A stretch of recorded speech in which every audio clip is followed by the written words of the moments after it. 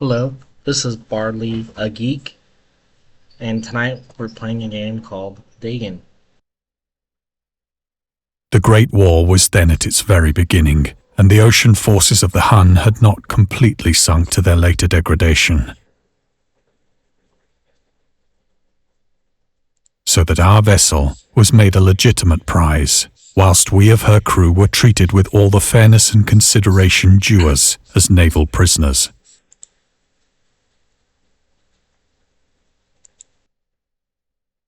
So liberal, indeed, was the discipline of our captors, that 5 days after we were taken, I managed to escape alone in a small boat with water and provisions for a good length of time.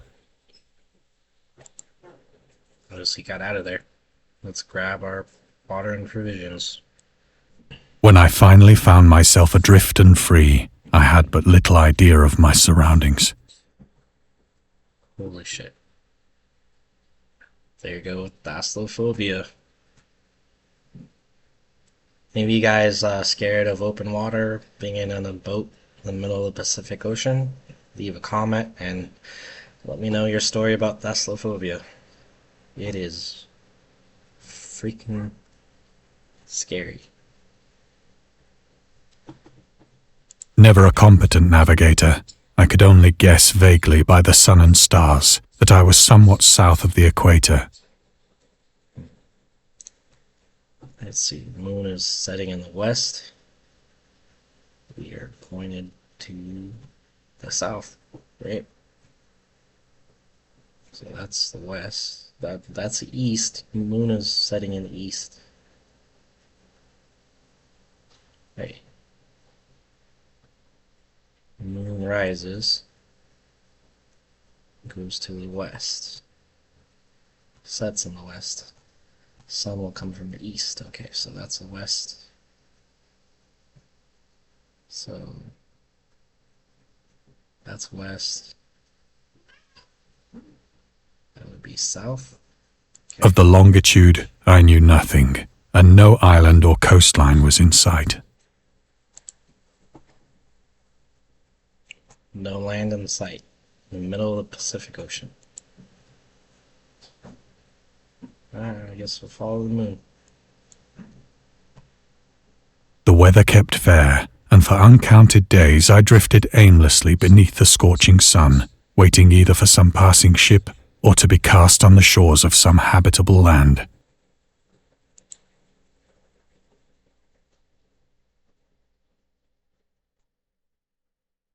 God, it's scary in the middle of the ocean. I got a water bottle. But neither ship nor land appeared, and I shit. began to despair in my solitude upon the heaving vastness of unbroken blue. Shit. Okay.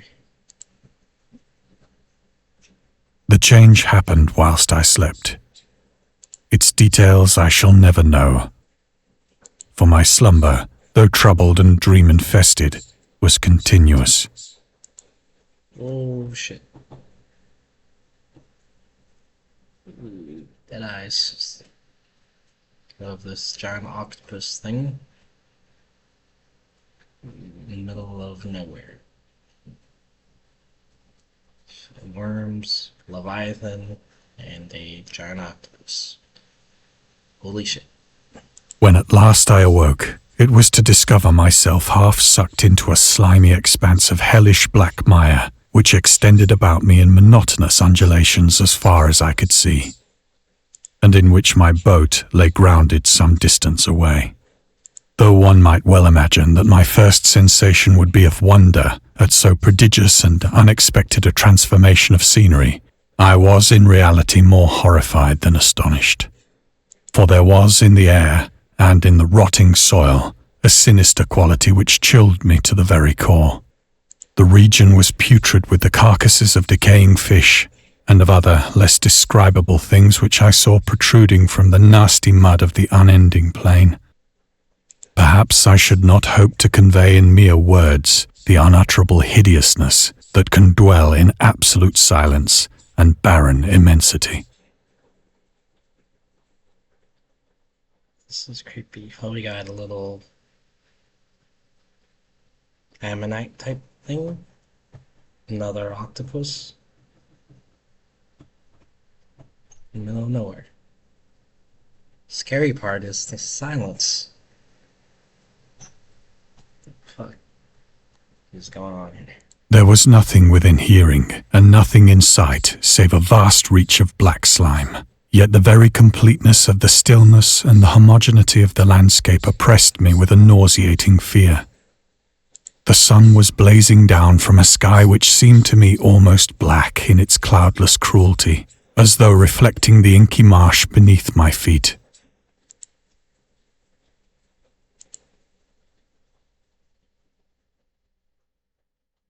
As I crawled into the stranded boat, I realized that only one theory could explain my position.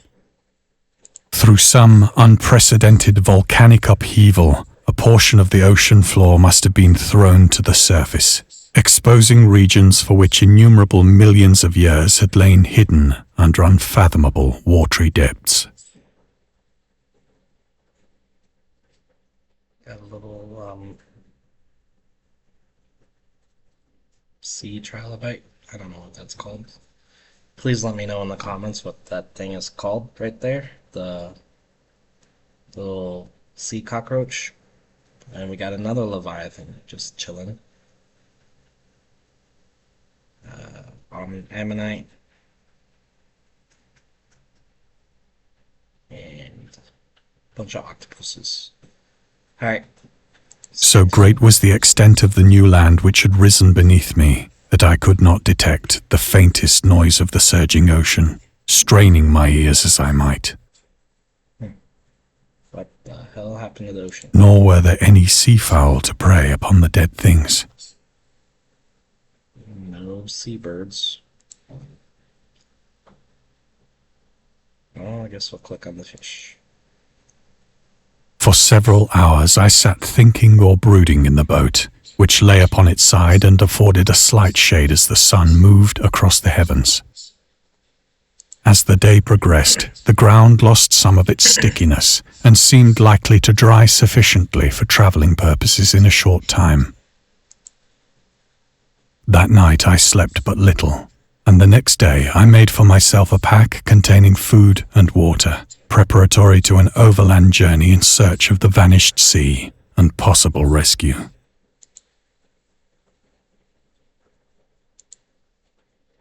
On the third morning, I found the soil dry enough to walk upon with ease. The odor of the fish was maddening, but I was too much concerned with graver things to mind so slight an evil, and set out boldly for an unknown goal.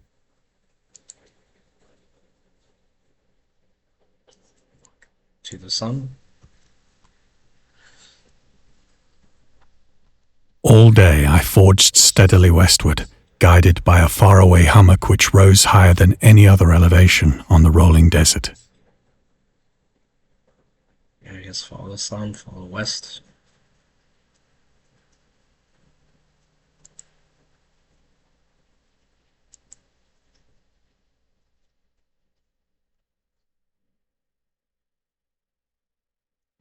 Random sea creature. And a whale. Poor whale. Oh, sad. Okay, let's go towards the west mountain. Hummock. That night I encamped, and on the following day still travelled toward the hummock, though that object seemed scarcely nearer than when I had first espied it.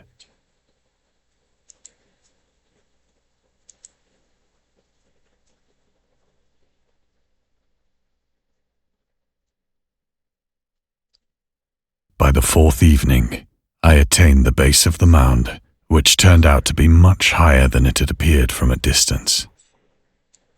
Something shining back there? No. Wow, it looks like a little sea creature.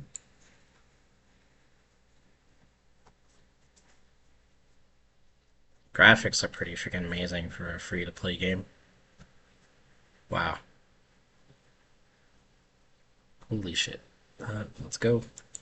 An intervening valley setting it out in sharper relief from the general surface.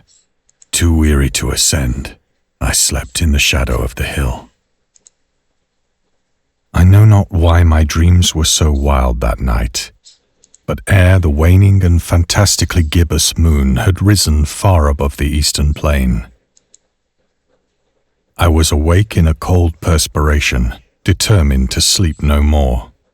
Such visions as I had experienced were too much for me to endure again, and in the glow of the moon I saw how unwise I had been to travel by day. Without the glare of the parching sun, my journey would have cost me less energy.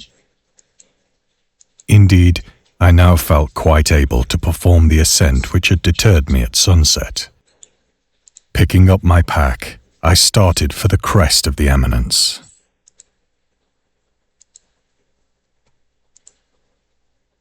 I have said that the unbroken monotony of the rolling plain was a source of vague horror to me, but I think my horror was greater when I gained the summit of the mound and looked down the other side into an immeasurable pit or canyon, whose black recesses the moon had not yet soared high enough to illumine. I felt myself on the edge of the world,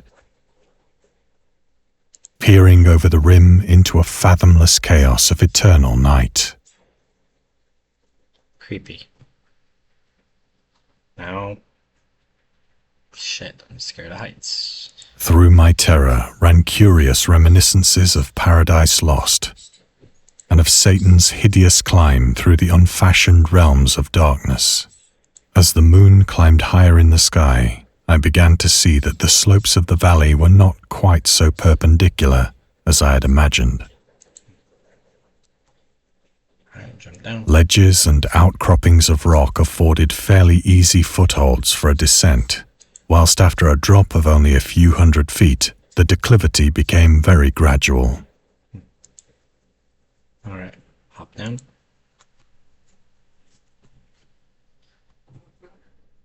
Urged on by an impulse which I cannot definitely analyze, I scrambled with difficulty down the rocks and stood on the gentler slope beneath, gazing into the Stygian deeps, where no light had yet penetrated.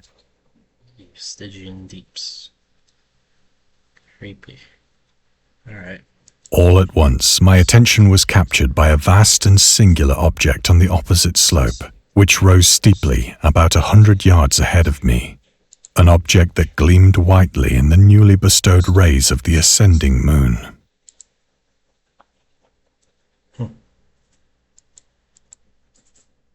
Down.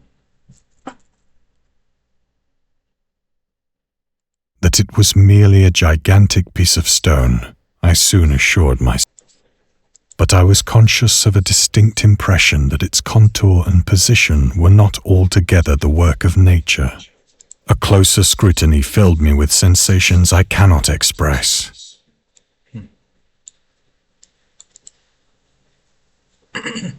For despite its enormous magnitude and its position in an abyss which had yawned at the bottom of the sea since the world was young, I perceived beyond a doubt that the strange object was a well-shaped monolith, whose massive bulk had known the workmanship and perhaps the worship of living and thinking creatures. Dazed and frightened, yet not without a certain thrill of the scientist's or archaeologist's delight, I examined my surroundings more closely. It's like a crater. Like it flew down from the moon, hit the earth. Alright.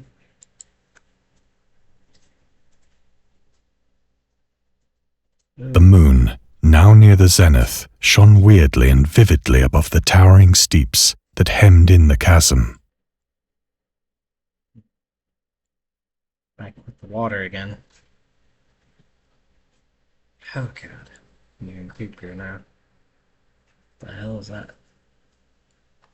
And revealed the fact that a far-flung body of water flowed at the bottom, winding out of sight in both directions and almost lapping my feet as I stood on the slope. Across the chasm, the wavelets washed the base of the cyclopean monolith, on whose surface I could now trace both inscriptions and crude sculptures.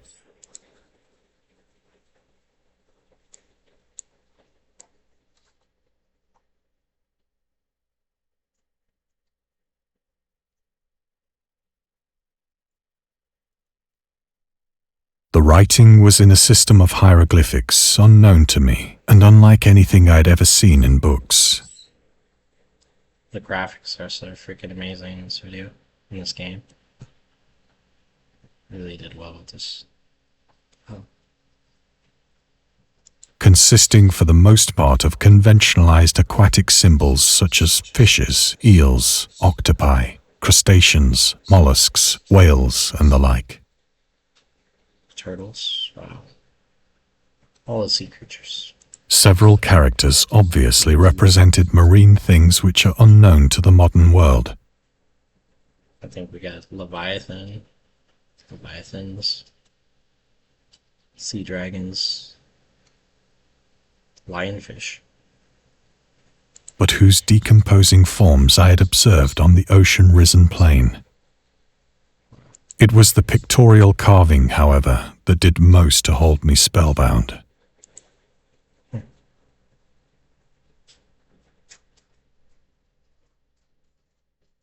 guess we'll look at this one. Yeah.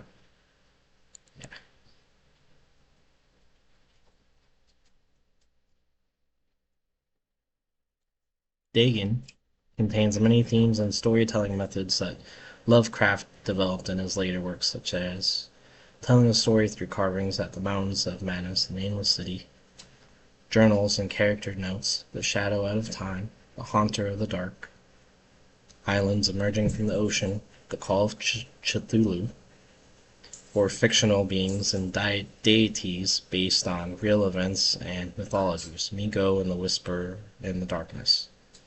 Wow, Call of Cthulhu, islands emerging from the ocean. You gotta read that one. Any of you guys a fan of Cthulhu or any of Lovecraft's older works? Let me know in the comments.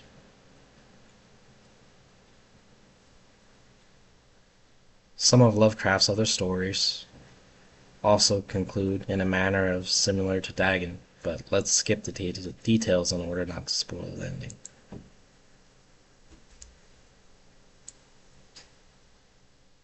Plainly visible across the intervening water on account of their enormous size were an array of bas-reliefs whose subjects would have excited the envy of a doré. Envy of a doré. I think that these things were supposed to depict men, at least a certain sort of men, though the creatures were shown disporting like fishes in the waters of some marine grotto, or paying homage at some monolithic shrine which appeared to be under the waves as well. Of their faces and forms I dare not speak in detail, for the mere remembrance makes me grow faint. Grotesque beyond the imagination of a Poe or a Bulwer. Wow, Poe or a Bulwer. Edgar Allan Poe. I wonder who Bulwer was. Could you guys let me know in the comments who Bulwer is? They were damnably human in general outline, despite webbed hands and feet, shockingly wide and flabby lips. Wow, that's creepy. Glassy, bulging eyes, and other features less pleasant to recall. Curiously enough, they seem to have been chiseled badly out of proportion with their scenic background. For one of the creatures was shown in the act of killing a whale, represented as but little larger than himself. I remarked, as I say, their grotesqueness and strange size, but in a moment decided that they were merely the imaginary gods of some primitive fishing or seafaring tribe. Some tribe whose last descendant had perished eras before the first ancestor of the Piltdown or Neanderthal man was born. Awestruck at this unexpected glimpse into a past beyond the conception of the most daring anthropologist, I stood musing whilst the moon cast queer reflections on the silent channel before me. Then, suddenly, I saw it. With only a slight churning to mark its rise to the surface, the thing slid into view above the dark waters.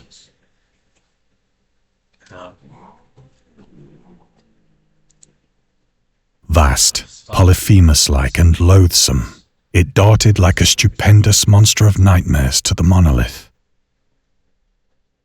Holy shit. About which it flung its gigantic scaly arms, the while it bowed its hideous head and gave vent to certain measured sounds.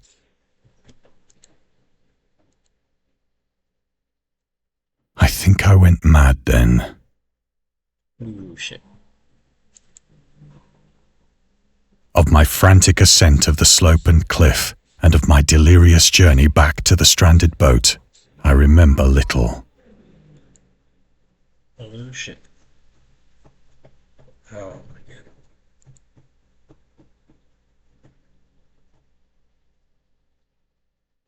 I believe I sang a great deal and laughed oddly when I was unable to sing. This is weird. Singing what? What are you singing? Let's head back to the boat. Oh shit. I have indistinct recollections of a great storm some time after I reached the boat. At any rate, I know that I heard pearls of thunder and other tones which nature utters only in her wildest moods. Let's get the hell out of here. The water's coming. Shit.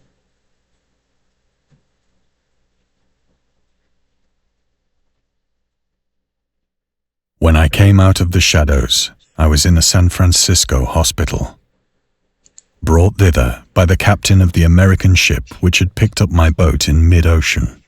Wow. In my delirium, I had said much, but found that my words had been given scant attention. Of any land upheaval in the Pacific, my rescuers knew nothing. Nor did I deem it necessary to insist upon a thing which I knew they could not believe.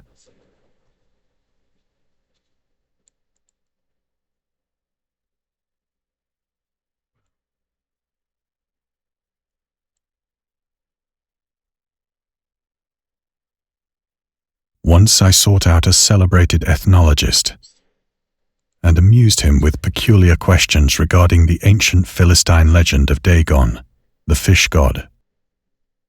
Dagon the fish god. Alright.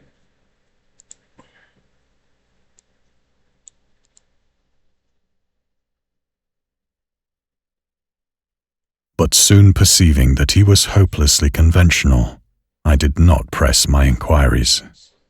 I don't believe him. Huh.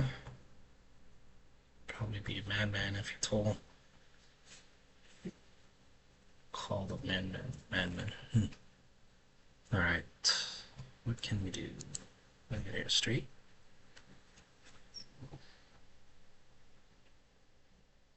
Here we are. Okay. Whoa, another face staring at me. Okay, no. Here you go.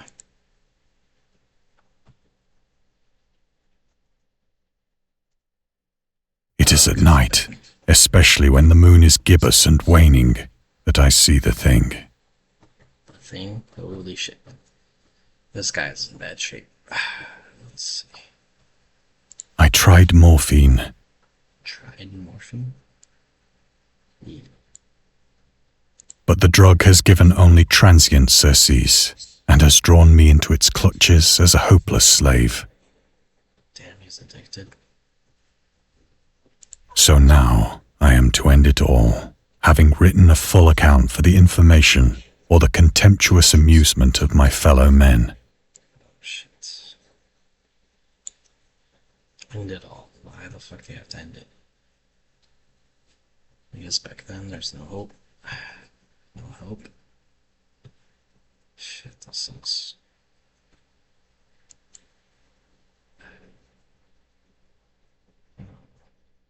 I'll catch those trivia in the next one when I do the VR. Let's continue the story.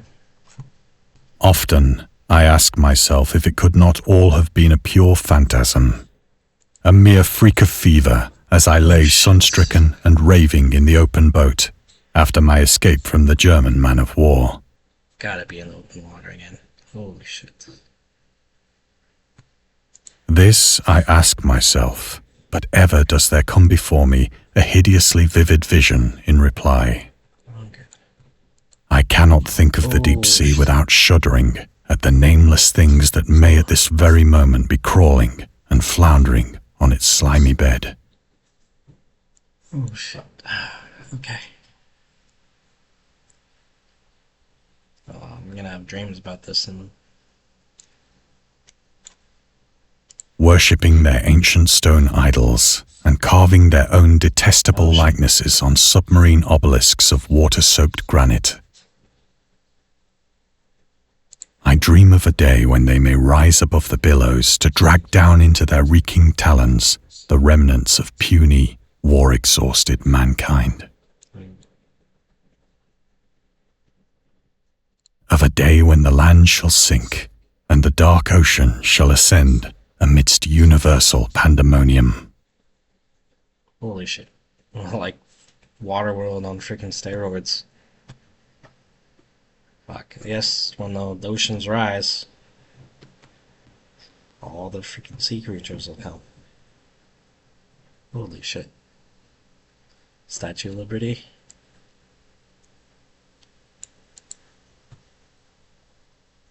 Ooh.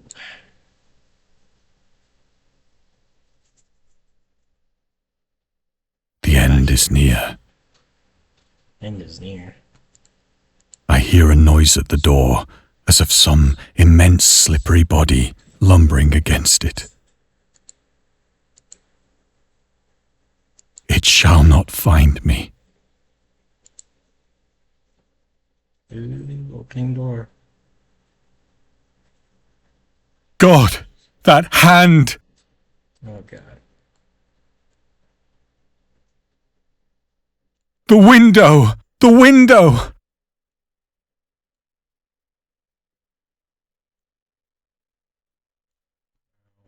Window.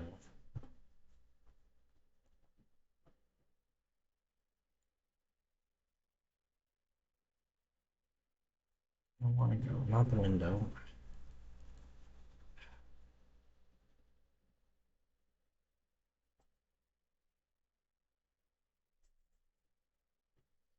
Well, guys, thank you so much for this video.